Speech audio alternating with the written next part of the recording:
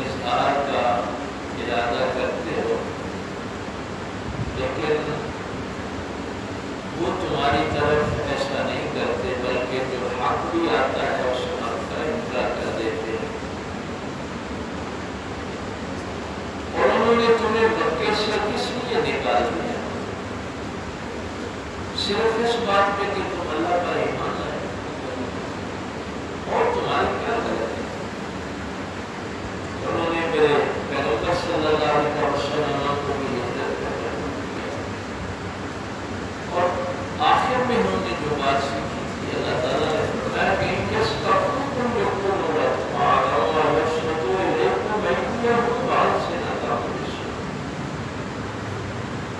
اور اگر وہ تم پہ غلبہ پا لیں تو پھر وہ اپنے ہاتھوں سے بھی تمہیں تکلیف دیں گے اور زبان سے بھی۔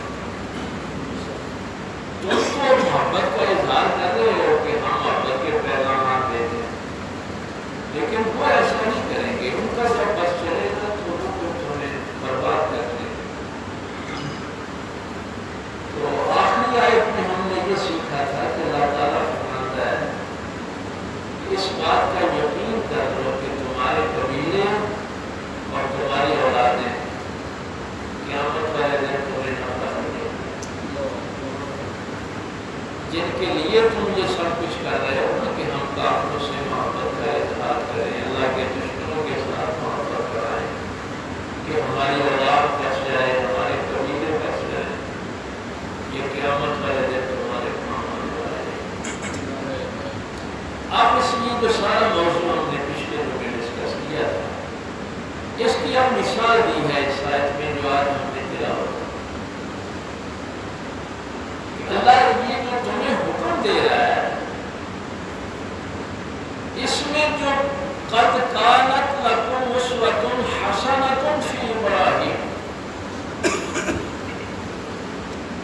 اگر اس سارے حکم کو تم سمجھنا چاہتے ہو تو پھر تمہارے لیے جو بہترین اسوہ حسنہ ہے وہ حضرت ابراہیم علیہ السلام۔ ایسے نہ کہہ دو گے یہ تو ممکن ہی نہیں۔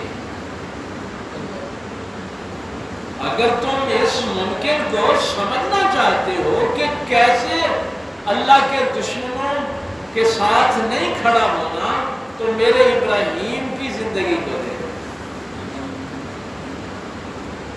یہ لفظ اسوہ آپ اکثر سنتے رہتے ہیں، نبی پاک صلی اللہ علیہ وسلم کے لیے بھی یہ لفظ قرآن نے استعمال کیا کہ لقد کان لکم فی رسول اللہ اسوۃ حسنہ۔ اسوہ عربی زبان میں اس شخص کو کہتے ہیں جس کی آپ تقلید کرتے ہیں۔ اسوہ یہ ذہن میں رکھنا۔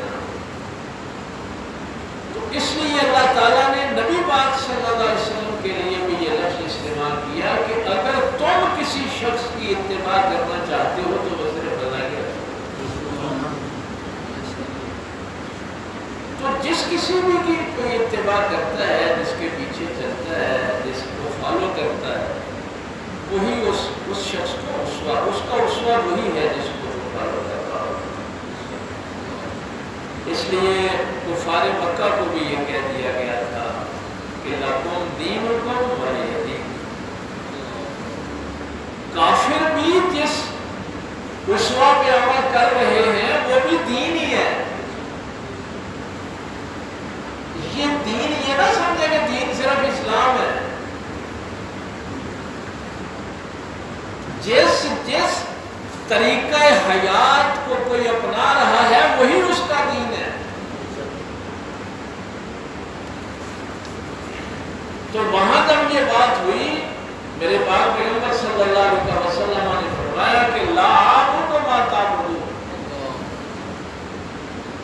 جس کی میں عبادت کرتا ہوں اس کی تم عبادت کرنے والے نہیں، بل انتم عابدون ما اعبد، اور جن کی تم عبادت کرتے ہو اس کی میں عبادت کرنے والا نہیں۔ لکم دینکم ولی دین، تمہارا دین تمہارے لیے ہے، میرا دین میرے لیے۔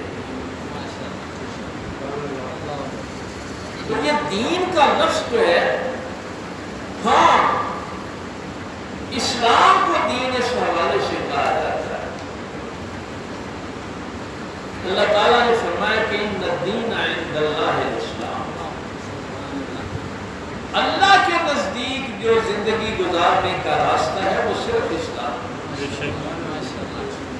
اور اس کی مزید تشریح یہ کی کہ وَمَن يَبْتَغِ غَيْرَ الْإِسْلَامِ دِينًا فَلَن يُقْبَلَ مِنْهُ۔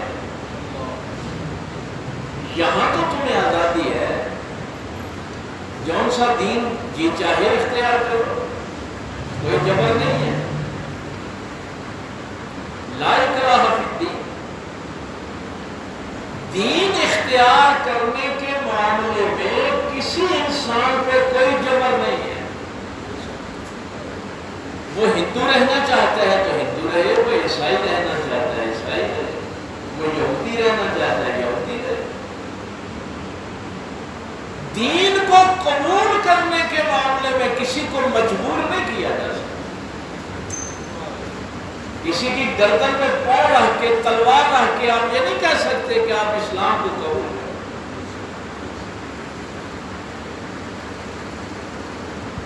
لیکن یہ جملہ ذہن میں رکھنا، میرے اللہ نے فرمایا کہ وَمَن يَبْتَغِ غَيْرَ الْإِسْلَامِ دِينًا، اگر کوئی اسلام کے علاوہ کوئی زندگی گزارنے کا طریقہ کوئی دین اختیار کرے گا فَلَن يُقْبَلَ مِنْهُ، پھر اس کا دین قبول نہیں کیا جائے گا۔ وَهُوَ فِي الْآخِرَةِ مِنَ الْخَاسِرِينَ، اور پھر قیامت والے دن وہ گھاٹے میں رہے گا۔ اس لیے اللہ کو جو پسند ہے وہ صرف اسلام ہے، باقی دین اللہ کو پسند نہیں۔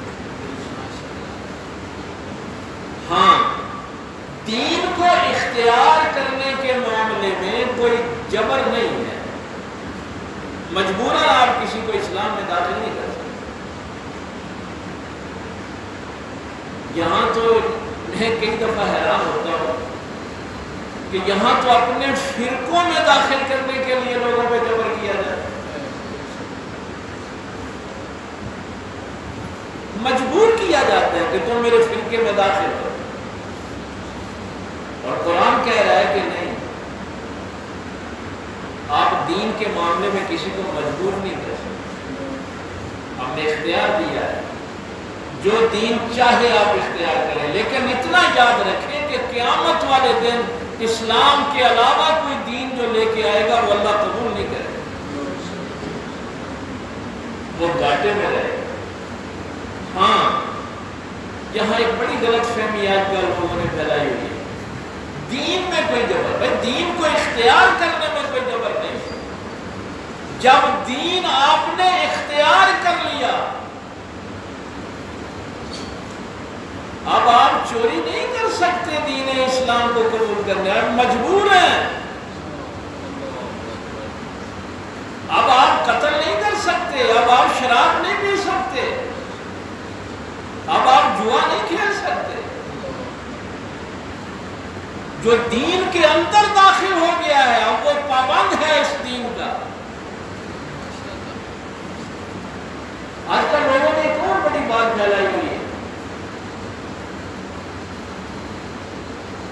دیکھیں جی انسان کی 50-60 سالہ زندگی ہے، چلو مان لیا کہ اس نے 60 سال ہی گناہ کیے، 50-60 سال ہی وہ گناہ میں رہا، لیکن یہ جو قرآن کہتا ہے کہ وہ جہنم میں ہمیشہ رہے گا،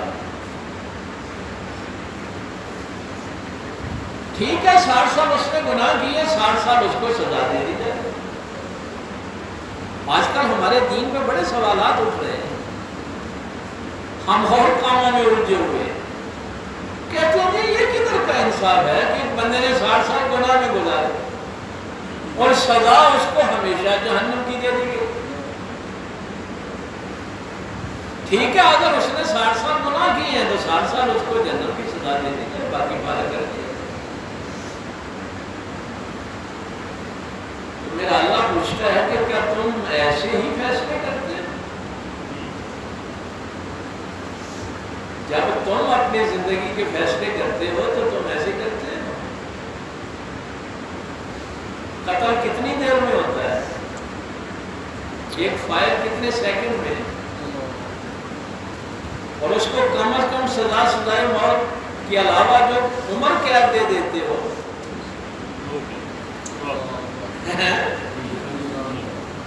یعنی تم جب عدل کرتے ہو تو تم تو اتنا نہیں کرتے ٹھیک ہے 1 سیکنڈ میں اس نے قتل کیا تم بھی 1 سیکنڈ سزا دے کے اس کو بارے کر دو. ساری عمر کے لیے کیوں اس کو قید کر دیا؟ اس کا مطلب ہے کہ سزا جرم کی نوعیت پہ ہوتی ہے. کسی نے جرم جو ہے وہ کس نوعیت کا ہے. چوری کتنی دیر میں ہوتی ہے؟ ڈکیٹی کتنی دیر میں ہوتی ہے؟ کیا تم اس کو 10-15 منٹ سزا دو گے؟ یہ اس کا مطلب ہے کہ تم بڑے سیانے ہو سزائیں دینے میں. اسی لیے اللہ تعالیٰ نے قیامت کا دن عدل کا دن رکھا ہے. اس دنیا میں عدل ہو نہیں سکتا. ایک بندے نے 100 بندہ مار دیا. اب جج جب فیصلہ لکھتا ہے تو وہ یہی کہتا ہے کہ اس کو 100 دفعہ سزائے موت. فیصلے کبھی آپ پڑھیں نا, اگر کسی نے 10 بندوں کو قتل کیا ہے تو کیا فیصلہ ہوگا؟ 10 مرتبہ سزائے موت. لیکن وہ لکھنے کی حد تک ہے. جب ایک دفعہ آپ نے سزا دے دی تو پھر تو آپ اس کو زندہ کر ہی نہیں سکتے. آپ 9 دفعہ اس کو زندہ کر کے نہیں مار سکتے. یہ قیامت والے دن میرا اللہ ہی کر سکتا ہے کہ 100 دفعہ زندہ کرے, 100 دفعہ مارے.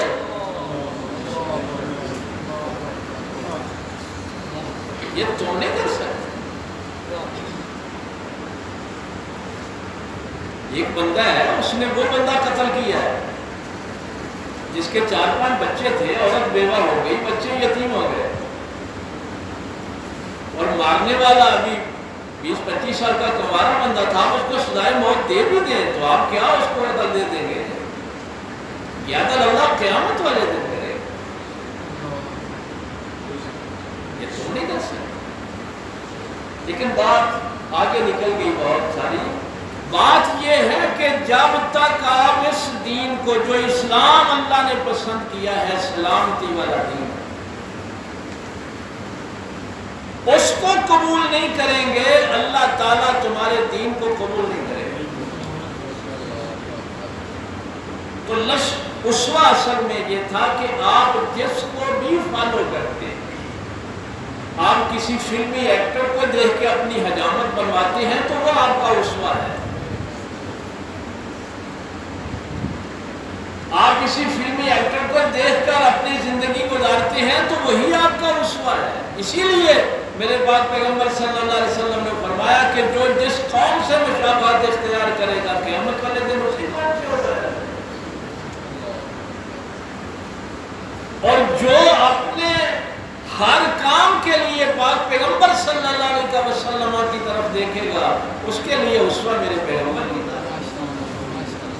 تو اسوہ ہر اس شخص کو کہتے ہیں جس کو آپ فالو کرتے ہیں, جس کے پیچھے چلتے ہیں, جس کی اتباع کرتے ہیں. تو یہاں پر میرے اللہ نے فرمایا کہ یہ جو کام ہے کہ اللہ کے دشمنوں کو اپنا دوست نہ بناؤ, اگر اس میں تم کسی کا اسوہ دیکھنا چاہتے ہو تو وہ میرے ابراہیم علیہ السلام کا, والذین معہو, اور ابراہیم کے جو ساتھی تھے ان کا اسوہ. اچھا یہ جو لفظ ہے نا, یہ میرے پاک پیغمبر صلی اللہ علیہ وسلم کے لیے جب جو ارشاد ہوا کہ محمد رسول اللہ, اور وہاں بھی یہی لفظ آیا والذین معہو, ابراہیم علیہ السلام کے ساتھیوں کے لیے بھی یہی لفظ آیا والذین معہو. فرق یہ ہے کہ ابراہیم علیہ السلام کے ساتھ صرف 2 ساتھی تھے، اور میرے پاک پیغمبر صلی اللہ علیہ وسلم کے ساتھ تو صحابہ کی کثیر تعداد۔ ابراہیم علیہ السلام نے سٹینڈ کیا صرف 2 لوگوں کے ساتھ، ایک اپنی بیوی حضرت سارہ رضی اللہ تعالیٰ اور ایک بھتیجے حضرت لوط علیہ السلام۔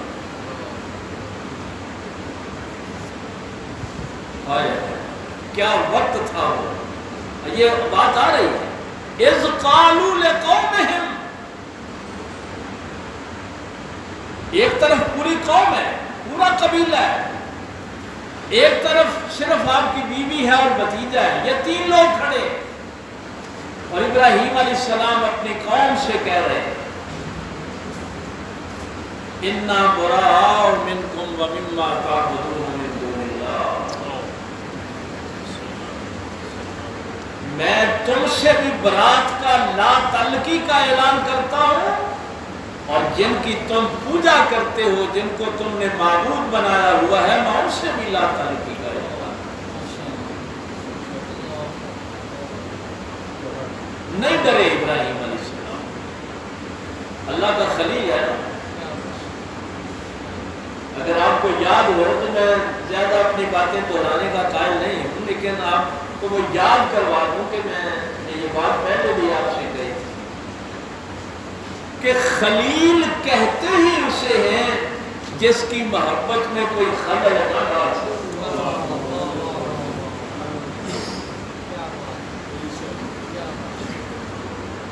کوئی دنیا کی طاقت محبت میں خلل نہ ڈال سکے، اس کو خلیل کہتے ہیں۔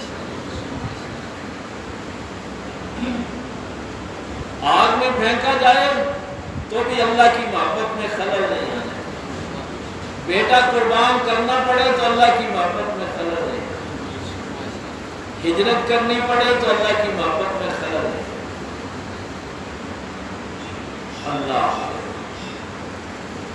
اللہ نے ایسے ان کو خلیل نہیں بنایا، بڑا درجہ دیا، فرمایا کہ اپنی قوم سے انہوں نے کہا کہ میں تم سے بھی لا تعلقی کا اظہار کرتا ہوں، اور اللہ کے علاوہ تم جس کی پوجا کرتے ہو، معبود بنا لیے ہیں تم نے، میں ان سے بھی لا تعلقی کا اظہار۔ کفرنا بکم وبدا بیننا وبینکم العداوۃ والبغضاء وبدا، یہ بڑی بات، حتی تؤمنوا باللہ وحدہ الا قول ابراہیم لأبیہ لاستغفرن لک وما املک لک من اللہ من شیء۔ انہوں نے کہا یہ جو عداوت ہے، یہ جو بغض ہے ہمارا اور تمہارا، یہ ہمیشہ کے لیے حق پرستوں کا اور باطل پرستوں کی یہ عداوت ہمیشہ کی ہے۔ قیامت والے دن فیصلہ کس بات کا ہونا ہے؟ یہ بات ذہن میں رکھنا، قیامت والے دن امتحان ہی حق اور باطل کا ہے، فیصلہ ہی حق اور باطل کا ہے، کون حق کے ساتھ کھڑا ہوا، کون باطل کے ساتھ کھڑا ہوا۔ اس لیے یہ جنگ بھی پہلے دن سے حق اور باطل کی ہے، ہمیشہ کی ہے،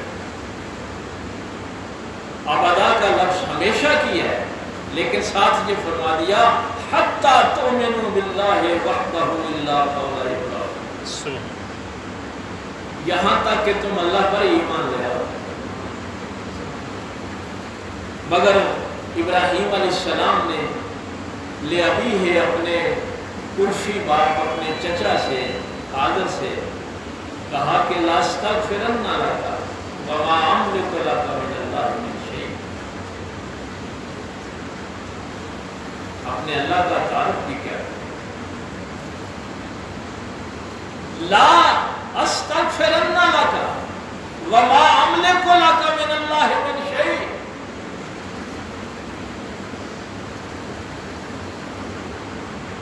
فرمایا اگر تو میرے اللہ پر ایمان ایمان نہیں لائے گا، اس کا میں خلاصہ عرض کروں تو پھر اللہ تیری اگر پکڑ کر لے گا، تو ایمان نہ لائے گا، تو میں تو اپنے اللہ کا ایک عاجز اور محتاج بندہ ہوں، میرے پاس تو کوئی طاقت نہیں، میں تو محتاج ہوں اپنے اللہ کا، میں تو عاجز بندہ ہوں اپنے اللہ کا۔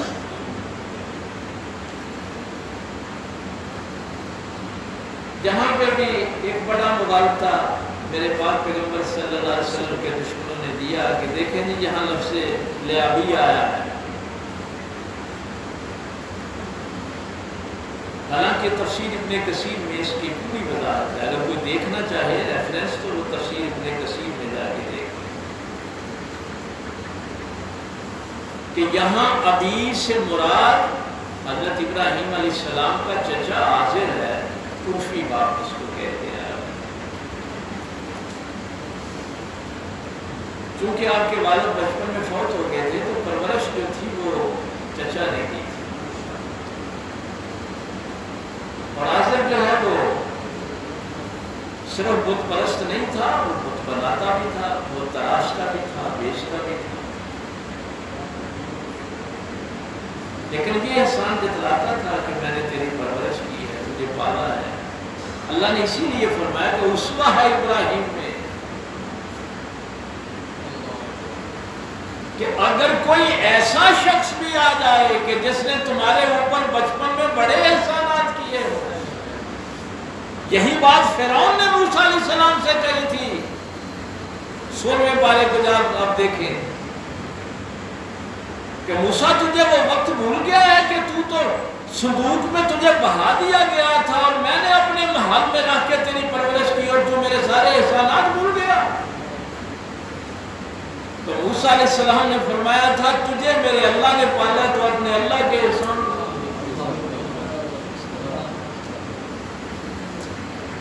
میرا پیدا کرنے والا بھی اللہ ہے اور تیرے پیدا کرنے والا بھی ہے۔ یہ تم لوگوں کے چھوٹے چھوٹے احسانات کو تو نہیں بھلا پاتے اور اللہ کے احسانات کو بھلا دیتے۔ تو عربی زبان میں یہ میں تھوڑا سا آپ کو کیونکہ علمی نقطہ ہے، یہ لفظ ابا جو ہے نا یا ابھی، یہاں پہ ابھی آیا باپ جسے کہتے ہیں، عربی زبان میں یہ باپ اصلی باپ کے لیے بھی استعمال ہوتا ہے اور چچا کے لیے بھی ہوتا ہے، اور قرآن کریم میں مختلف جگہوں پہ یہ استعمال ہوتا ہے۔ ہم تو آپ کو پتہ ہے نا کہ قرآن کو قرآن سے ہی سمجھتے ہیں،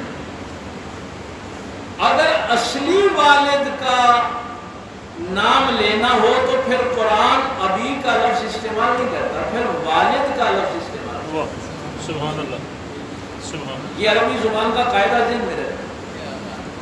جب آپ نے اپنے اصلی ماں باپ کا ذکر کرنا ہو تو پھر لفظ والدین ہے، وَوَصَّيْنَا الْإِنسَانَ بِوَالِدَيْهِ رَبَّنَا اغْفِرْ لِي وَلِوَالِدَيَّ لَا أُقْسِمُ بِهَذَا الْبَلَدِ وَأَنْتَ حِلٌّ بِهَذَا الْبَلَدِ وَوَالِدٍ وَمَا وَلَدَ۔ سبحان اللہ، سبحان اللہ۔ قرآن کریم میں بہت سی مثالیں ہیں، جہاں والد آئے گا وہاں پھر چچا مراد نہیں لیا جائے گا، پھر اصلی باپ بھی مراد لیا جائے گا۔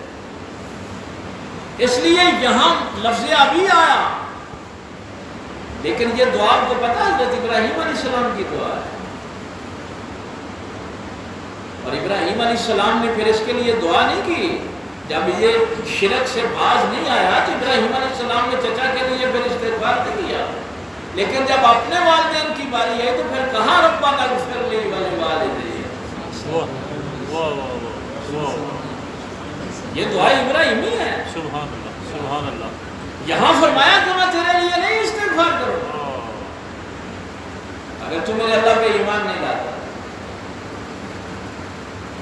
ایک مثال پہلے پارے سے، ام کنتم شہداء اذ حضر یعقوب الموت اذ قال لبنیہ ما تعبدون من بعدی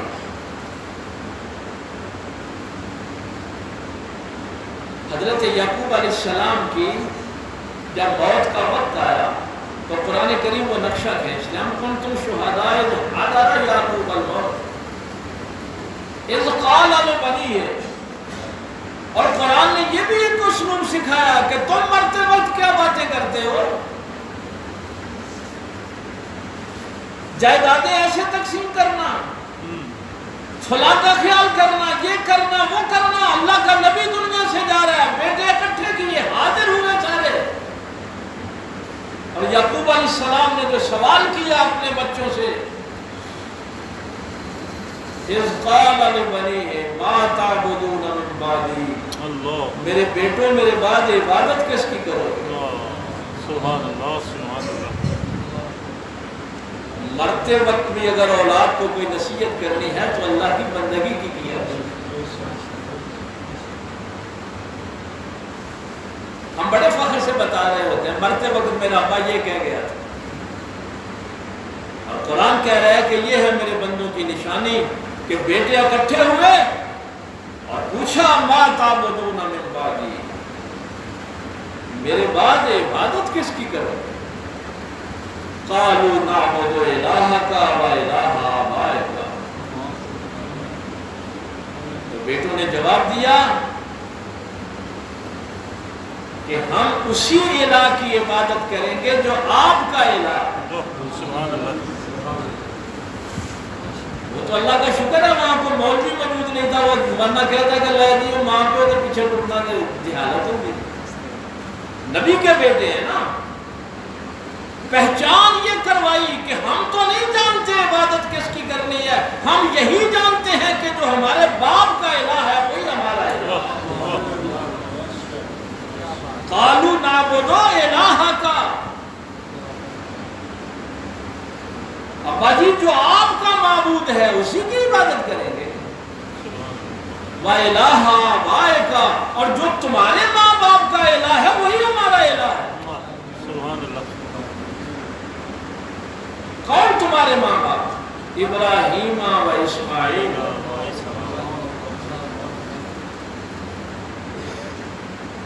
اسحاق، تمہارے دادا جو ابراہیم کا الہ ہے اسی کی عبادت کریں۔ اور یہاں پہ اسماعیل باپ نہیں ہے، چچا ہے۔ یہ بات ذہن میں رکھیں نا، یعقوب علیہ السلام بیٹے ہیں حضرت اسحاق کے، اور اسماعیل علیہ السلام چچا ہیں، لیکن ان کے لیے لفظ ابا استعمال کیا۔ یہ صرف آپ کو بتانا کہ قرآن کریم ابا کا لفظ باپ کے لیے بھی استعمال کرتا ہے اور چچا کے لیے بھی کرتا ہے۔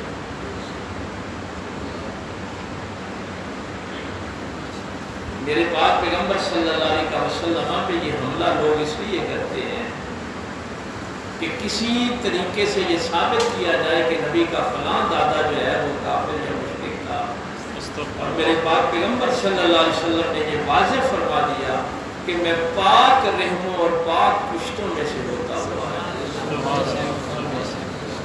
نہ میرا کوئی باپ مشرک تھا نہ میری کوئی ماں مشرک۔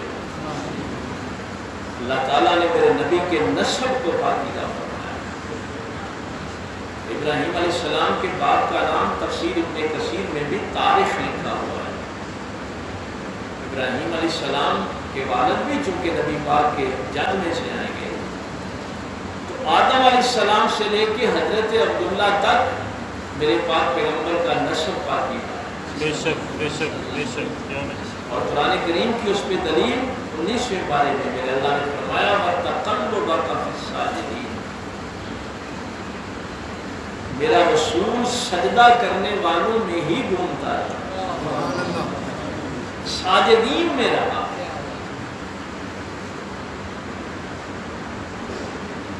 لیکن ظاہر ہے میرے پیغمبر کے جو دشمن ہیں وہ ایسی باتیں اچھالتے رہے، کرتے رہے، تو یہ عرفی بات تھا، چچا تھا، لیکن چونکہ اس کے احسانات تو تھے، لیکن یہ وہ لائن اللہ تعالیٰ فرماتا ہے کہ جو میرے ابراہیم نے لگائی کہ چچا کے احسانات تھوڑے ہیں اللہ کے بڑے ہیں۔ جب بھی کبھی تمہارا کوئی رشتہ اللہ کے سامنے کھڑا ہو جائے تو پھر اللہ کے احسانات کو یاد رکھو. پھر یہ نہ کہنا کہ اس کے بڑے احسانات. اللہ فرماتا ہے تجھے پیدا میں نے کیا اور تو میرے ہی سامنے اور لوگوں کو الہ بنا رہا. تو فکر نبیوں کو بھی ایک ہی رہی کہ ہمارے بعد ہماری اولاد اللہ کی عبادت کرنے والی ہو، اللہ کو اپنا معبود بنانے والے ہو. ابراہیم علیہ السلام کی یہ مثال، یہ آیت جو ہے یہ ہم مکمل تو نہیں کر سکے. ابراہیم علیہ السلام کا ذکر آئے سے ظاہر ہے سے آج کا مہینہ ہے، یہ سلسلہ جو ہے یہ چلتا رہے گا. اللہ تعالیٰ اپنی توفیق دے.